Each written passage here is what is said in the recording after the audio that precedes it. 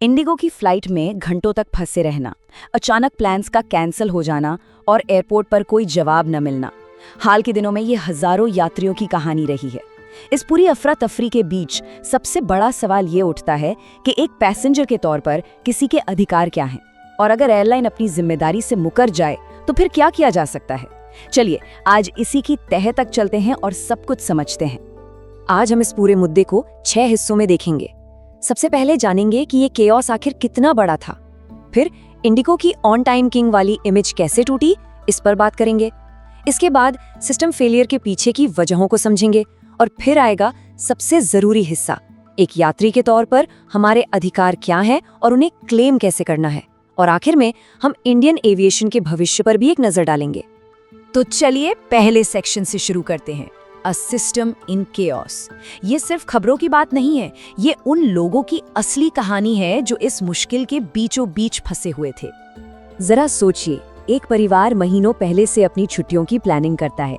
Bag pack हो चुके हैं, होटल बुक है, सब कुछ तैयार। एयरपोर्ट पर वक्त से पहुंचते हैं और फिर पता चलता है कि इंडिगो की फ्लाइट पहले 1 घंटा फिर 2 घंटे डिले हो गई और आखिर में आधी रात को फ्लाइट कैंसिल। कोई साफ जानकारी नहीं, मदद के लिए कोई नहीं, बस गुस्से में भरी भीड़ है और एक ही जवाब सुनाई दे रहा है, सर सिस्टम इशू है, क्रू इशू है, प्लीज वेट। ये कोई 1-2 लोगों की कहानी नहीं थी। पिछले कुछ दिनों में पूरे भारत के एयरपोर्ट्स पर यही मंजर था। ये केओस दिल्ली, मुंबई, बेंगलुरु जैसे देश के सबसे बिजी एयरपोर्ट्स पर एक साथ फैला। सोशल मीडिया तो जैसे शिकायतों के सैलाब से भर गया। लोग इंडिगो, डीजीसीए और सिविल एविएशन मिनिस्ट्री सबको टैग कर रहे थे और देखते ही देखते नेशनल न्यूज में हेडलाइंस चलने लगी, 300 से ज्यादा इंडिगो फ्लाइट्स कैंसिल्ड, हवाई अड्डों पर मास डिलेज। ये अब सिर्फ एक एयरलाइन का संकट नहीं बल्कि एक नेशनल क्राइसिस जैसा लग रहा था। तो अब चलिए दूसरे सेक्शन की तरफ बढ़ते हैं, an on time kings fall. ये कहानी इस बारे में है कि कैसे पंक्चुअलिटी का सबसे बड़ा चैंपियन परेशानियों की हेडलाइन बन गया। देखिए, इंडिगो की पोजीशन को समझना बहुत जरूरी है।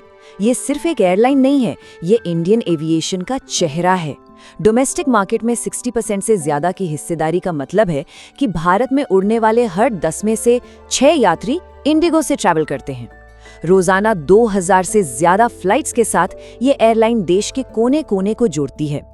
इस एयरलाइन का पूरा ब्रांड एक ही वादे पर टिका था, ऑन टाइम एवरी टाइम, और सालों तक इन्होंने इसे निभाया भी। लेकिन हाल की हकीकत इसके बिल्कुल उलट थी। दिसंबर की शुरुआत में इंडिगो पंक्चुअलिटी के मामले में सबसे खराब परफॉर्मेंस देने वालों में से एक बन गई। 300 से ज्यादा फ्लाइट्स कैंसिल हो गई और एयरपोर्ट्स पर अफरा तफरी मच गई। तो सवाल ये है कि ऑन टाइम किंग का ये हश्र हुआ कैसे। अब हम आते हैं तीसरे और सबसे अहम हिस्से पर, डिकोडिंग द सिस्टम फेलियर। आखिर इतनी बड़ी गड़बड़ हुई कहाँ? चलिए इसके पीछे के टेक्निकल और मैनेजमेंट से जुड़े कारणों को एक एक करके समझते हैं। पहले तो इस संकट के स्केल को समझिए। कुछ ही दिनों के अंदर 500 से भी ज्यादा इंडिगो फ्लाइट्स या तो बहुत ज्यादा डिले हुई या फिर कैंसिल कर दी गई। इन आंकड़ों के पीछे ऐसी अनगिनत कहानियां हैं, जैसे कोई स्टूडेंट पटना से बैंगलोर अपना एग्जाम देने जा रहा है, पहले फ्लाइट डिले का एसएमएस आता है, फिर दूसरा, और आखिर में आधी रात को फ्लाइट ही कैंसिल हो जाती है। होटल के पैसे भी गए और एग्जाम मिस होने का खतरा अलग से। अब इस पूरे संकट के केंद्र में एक टेक्निकल टर्म है, FDTL, यानी flight duty time limit. DGCA, जो भारत की एविएशन रेगुलेटर है, उसने पायलट्स और कैबिन क्रू के लिए सेफ्टी के नए नियम लागू किए। इन नियमों का सीधा सा मकसद था क्रू की थकान को कम करना और हवाई यात्रा को और सुरक्षित बनाना। इसके तहत उनके आराम का समय बढ़ाया गया और उनके फ्लाइंग आवर्स पर एक लिमिट लगा दी गई। अब इस FDTL नियम का असर देखिए। इंडिगो जैसी एयरलाइन जो बहुत ही टाइट शेड्यूल पर चलती है, उसके लिए ये एक बड़ा चैलेंज बन गया। रिपोर्ट्स के मुताबिक इंडिगो ने ये अंदाजा लगाने में गलती कर दी कि इन नए नियमों के तहत उन्हें कितने एक्स्ट्रा क्रू मेंबर्स की जरूरत पड़ेगी। तो होता ये था कि जब एक क्रू मेंबर अपने ड्यूटी आवर्स की लिमिट पर पहुंचता तो उसका असर अगली कई फ्लाइट्स पर पड़ता और एक चेन रिएक्शन शुरू हो जाता।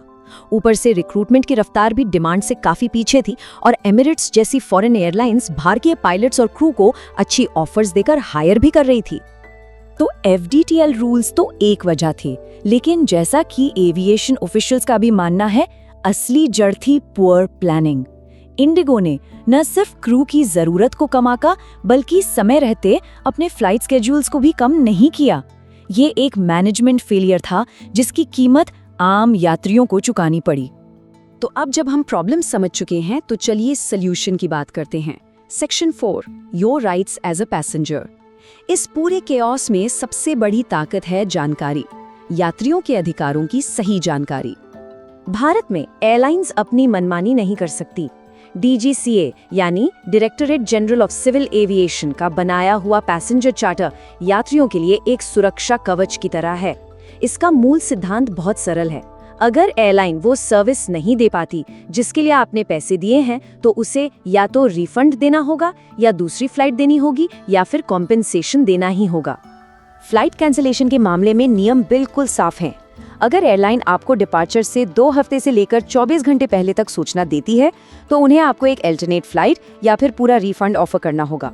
लेकिन अगर सूचना 24 घंटे से भी कम समय पहले दी जाती है, तो एयरलाइन को पूरा रिफंड तो देना ही होगा, साथ में फाइनेंशियल कॉम्पेंसेशन भी देना होगा। और ये कॉम्पेंसेशन कितना होगा, ये फ्लाइट की ड्यूरेशन पर डिपेंड करता है। 1 घंटे तक की फ्लाइट के लिए 5,000 रुपये, 1 से 2 घंटे की फ्लाइट के लिए 7,500 रुपये और 2 घंटे से लंबी फ्लाइट्स के लिए 10,000 रुपये तक। हाँ, एक बात ध्यान में रखनी होगी कि ये रकम या तो इतनी होगी या फिर आपके टिकट का base fare plus fuel charge, इन दोनों में से जो भी कम हो। अच्छा, अगर फ्लाइट कैंसिल नहीं हुई लेकिन बहुत ज्यादा लेट है, तब भी यात्रियों के कुछ अधिकार हैं। एयरलाइन को मील्स और रिफ्रेशमेंट्स देने होते हैं। अगर डिले बहुत ही लंबा हो तो अल्टरनेट फ्लाइट या फुल रिफंड का ऑप्शन भी देना होता है। और अगर डिले की वजह से रात गुजारनी पड़े तो होटल में रुकने का इंतजाम और वहां तक आने जाने के ट्रांसपोर्ट की जिम्मेदारी भी एयरलाइन की ही है। ये जानना भी बहुत जरूरी है कि एयरलाइन कब कॉम्पेंसेशन देने से मना कर सकती है। अगर फ्लाइट एक्स्ट्रा ऑर्डिनरी सर्कमस्टांसेस की वजह से प्रभावित हुई है, जैसे कि बहुत खराब मौसम, कोई प्राकृतिक आपदा या बड़ा सिक्योरिटी इशू, तो एयरलाइन कॉम्पेंसेशन देने से बच सकती है। लेकिन क्रू शॉर्टेज, टेक्निकल स्नैग या इंटरनल मिसमैनेजमेंट जैसी वजहें एयरलाइन की अपनी जिम्मेदारी मानी जाती हैं और इन मामलों में कॉम्पेंसेशन मिलना ही चाहिए। चलिए अब इस पूरी बातचीत के सबसे प्रैक्टिकल हिस्से पर आते हैं। Section 5, how to claim your rights. अधिकार जानना एक बात है और उन्हें हासिल करना दूसरी। तो ये रही एक step by step practical guide. अगर कभी एयरपोर्ट पर ऐसी स्थिति में फंस जाएं तो घबराना बिल्कुल नहीं है। स्टेप 1, एयरलाइन स्टाफ से डिले या कैंसिलेशन का ऑफिशियल कारण पूछें और उसे रिकॉर्ड कर लें। स्टेप 2, डिस्प्ले बोर्ड की एक फोटो जरूर लें जिसमें फ्लाइट का स्टेटस साफ साफ दिख रहा हो। स्टेप 3, एयरलाइन से डिसरप्शन की रिटन या ईमेल कंफर्मेशन मांगे। और स्टेप 4, DGCA नियमों के तहत अपने ऑप्शंस के बारे में पूछें, यानी रिफंड, रीबुकिंग या मील्स। याद रखिए, आपका सबसे बड़ा हथियार है सबूत। ये सारे डॉक्यूमेंट संभाल कर रखने चाहिए।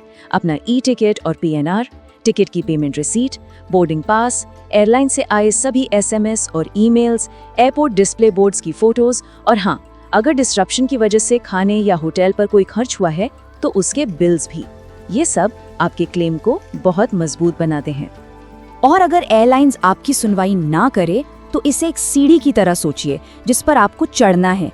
स्टेप 1, इंडिगो के कस्टमर केयर को सारे सबूतों के साथ एक डिटेल्ड ईमेल करें। स्टेप 2, अगर रिफंड नहीं मिलता तो अपने बैंक या UPI ऐप के जरिए चार्जबैक फाइल करें।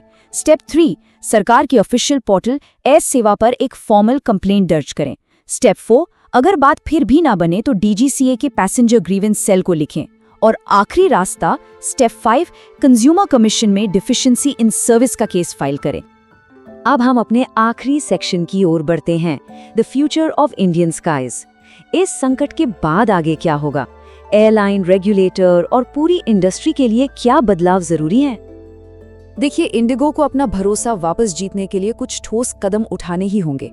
सबसे पहले ऑपरेशंस को स्टेबल करने के लिए उन्हें अपने फ्लाइट शेड्यूल्स को कम करना होगा।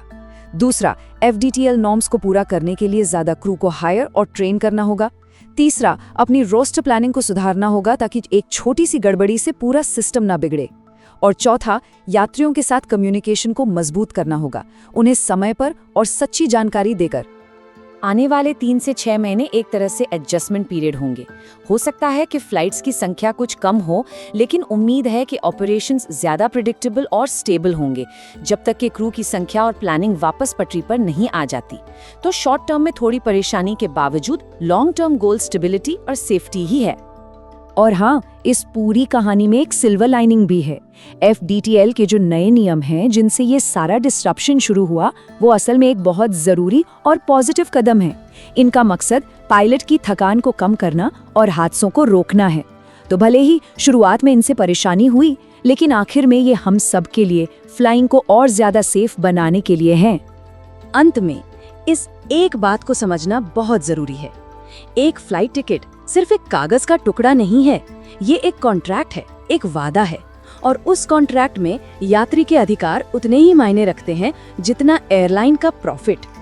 और ये अपने पीछे एक बड़ा सवाल छोड़ जाता है, क्या ये संकट सिर्फ एक एयरलाइन की टेम्पररी फेलियर है, या ये पूरी भारतीय एविएशन इंडस्ट्री के लिए एक वार्निंग साइन है? एक ऐसी इंडस्ट्री जो बहुत तेजी से बढ़ रही है, क्या वो सेफ्टी, प्लानिंग और पैसेंजर राइट्स को भी उसी रफ्तार से प्राथमिकता दे रही है? इस पर सोचना जरूरी है। हमेशा जानकारी के साथ यात्रा करें, सुरक्षित उड़ान भरें और अपने अधिकारों की मांग करें, क्योंकि जब आप अपने अधिकारों के लिए खड़े होते हैं तो आप पूरे सिस्टम को बेहतर बनाते हैं। इस जानकारी को उन लोगों तक जरूर पहुंचाएं जिनके लिए ये मददगार हो सकती है। धन्यवाद।